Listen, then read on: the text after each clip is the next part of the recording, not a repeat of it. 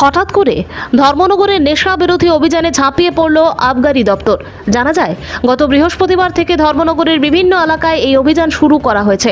এরই পরিপ্রেক্ষিতে শনিবার দুপুর 1টা থেকে বাগবাসা থানা এলাকার গঙ্গানগর 6 নম্বর ওয়ার্ড এলাকায় নেশা বিরোধী অভিযানে নামেন আবগারি দপ্তরের অফিসার অভিজিৎ দেববর্মা ও তার দল। এদিন ওই এলাকায় 6টি বাড়িতে অভিযান চালিয়ে 177টি বোতলিতে থাকা মদ তৈরির পাঁচওয়াই সহ 17 লিটার দেশি মদ ধ্বংস করা হয়। অভিজিৎ দেববর্মা জানিয়েছেন, বেশ কিছুদিন ধরে জেলা আবগারি দপ্তরের পক্ষ থেকে দেশি মদ বিরোধী অভিযান শুরু করা হয়েছে। এই অভিযানে ধ্বংসকৃত নেশা সামগ্রীর বাজার মূল্য 3 থেকে 4 লক্ষ টাকা হবে বলে জানিয়েছেন তিনি। ভানু চন্দ্রের রিপোর্ট। উত্তর নর্থ ত্রিপুরা ডিস্ট্রিক্টের এক্সাইজ প্রিভেন্টিভ স্টাফ গত কিছুদিন ধরেই আমরা অবৈধ বাংলা মদ এবং পাচুয়াই বিরোধী অভিযান করছি আমরা, এবং এখন আমরা করে যাচ্ছি আমরা।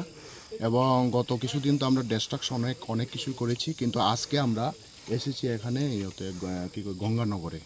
গঙ্গানগরে প্রায় 177টা বালতি পাচুয়াইয়ের বালতি আমরা ধরেন, প্রত্যেকটা বালতিতে প্রায় 6 কেজি বা 7 কেজি থাকতে পারে, এমনই ওজনের আমরা প্রায় 177 নং আমরা বালতি আমরা ডেস্ট্রয় করেছি।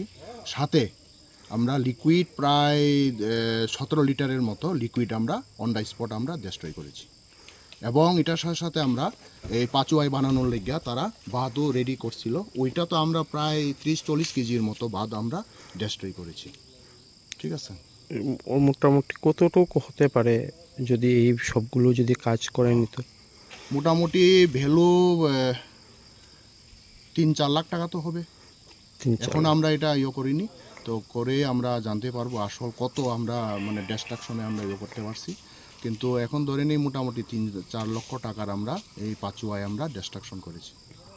হ্যাঁ, অবশ্যই থাকবে, যেহেতু সামনে লোকসভা ইলেকশন। এটা ছাড়াও তো আমরা যে আবগারি দপ্তর, তো আমরা তো নর্মাল ডিউটি এগুলা, আর এটার পরও সামনে যেহেতু লোকসভা ইলেকশন, তো এটা তো জোরালোভাবেই থাকবে, জারি থাকবে এটা।